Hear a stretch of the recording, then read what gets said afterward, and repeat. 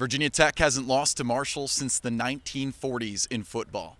But on a bright Saturday afternoon in West Virginia, history was in favor of the Thundering Herd as the Hokies dropped their third game in a row, losing by a score of 24-17 on a noon kickoff. And the Hokies were thunderstruck from the start. Although Virginia Tech led 7-0 after the first quarter, a ruckus atmosphere in Huntington, West Virginia, combined with a Marshall defense, and it was a low-scoring affair in the early goings. Yeah, we got stymied. I thought we moved the ball. We were kind of spreading the field, making them run sideline to sideline a little bit. And, we had a couple of dropped balls. We had a couple of passes I think Kyron would like back. They made a couple of plays. But the Hokies were unable to establish the offense in the air or on the ground.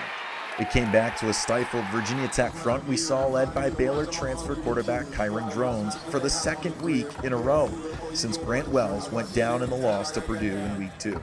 Putting drives together was simply an issue.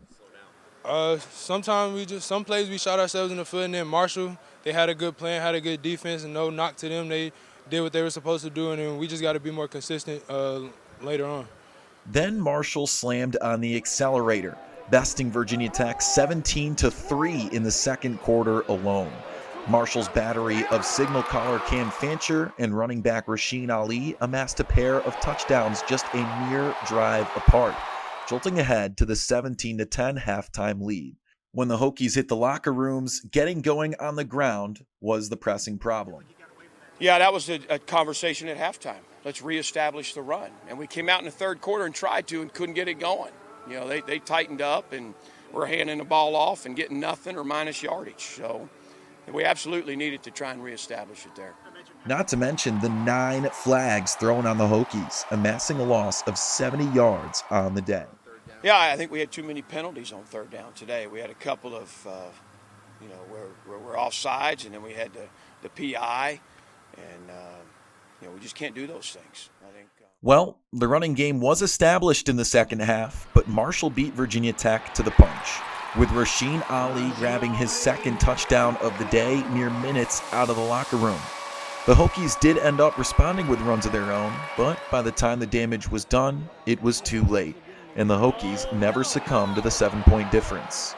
Bashal Tootin remained the only offensive highlight for the Hokies, having an 88-yard day on 9 touches. While the quarterback room remains questionable, the prospective QB1 sees more rushing yards as a certainty in their future. Family, and we just got to be more consistent. We know we close, but everybody in this team is tired of being close. So we just got to put it all together, learn how to put 4 quarters together, complementary football, offense, defense, special teams, and we just got to keep going. Virginia Tech now falls to 1-3 on the season as they continue their search for their first win since opening the year at Lane Stadium, victorious against Old Dominion. The Hokies will host the 5th best defense in the ACC next week in Pitt for an 8 o'clocker next Saturday in Lane Stadium. But until then, I'm Kyle Marchak signing off from Joan C. Edwards Stadium in Huntington, West Virginia for Tech Sideline.